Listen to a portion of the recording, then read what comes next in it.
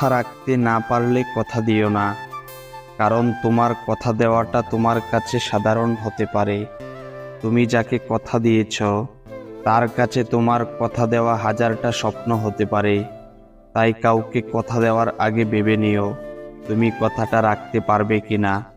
কাউকে এতটা আঘাত দেবেন না যাতে সে প্রার্থনায় বসে আপনার কথা মনে করে কেঁদে দেয়, কারণ তখন বিচারটা মানুষের কাছে না, রবের কাছে চলে যায়।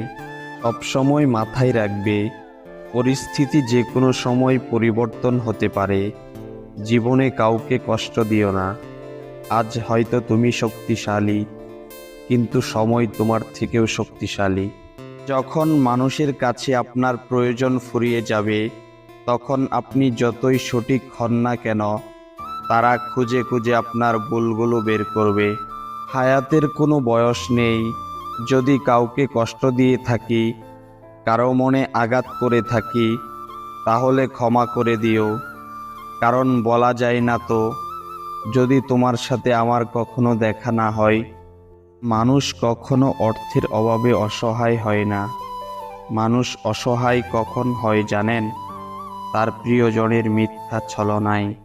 আমাকে কষ্ট দিয়ে কোনো লাভ নেই তোমার, কারণ আমি কষ্টের পাহাড় পেরিয়ে তোমার কাছে এসেছিলাম একটু ভালো থাকার জন্য, কিন্তু ভালো থাকা আমার ভাগ্যে নেই। জোর করে কাউকে ধরে রাখার প্রয়োজন নেই। যে থাকার সে থাকবেই, আর যে চলে যাওয়ার সে চলেই যাবে। যে 3 কারণে মানুষ আপনার পেছনে বদনাম করে। নাম্বার 1, যখন সে আপনার অবস্থায় পৌঁছাতে পারে না। নাম্বার 2, আপনার যা আছে তাদের সেগুলো নেই। নাম্বার 3, তারা আপনার মতো হতে চায় কিন্তু হতে পারে না। তর্কের থেকে নীরবতা ভালো। প্রতিশোধ নেওয়ার থেকে রাস্তা বদলে ফেলা ভালো। স্বার্থপর বন্ধুর চাইতে একলা চলা ভালো। নিজের দোষ ঢাকতে যারা অন্যের ঘাড়ে দোষ চাপিয়ে দেয়, তাদের সাথে তর্ক করে কখনোই জেতা যায় না, কারণ তারা প্রতিটা মিথ্যাকে যুক্তি দিয়ে সাজিয়ে ফেলে। যেই বাড়িতে পুরুষ মানুষ থাকা সত্ত্বেও মহিলা মাতব্বরি করে, ভুলেও সেই বাড়িতে আত্মীয়তা করবেন না।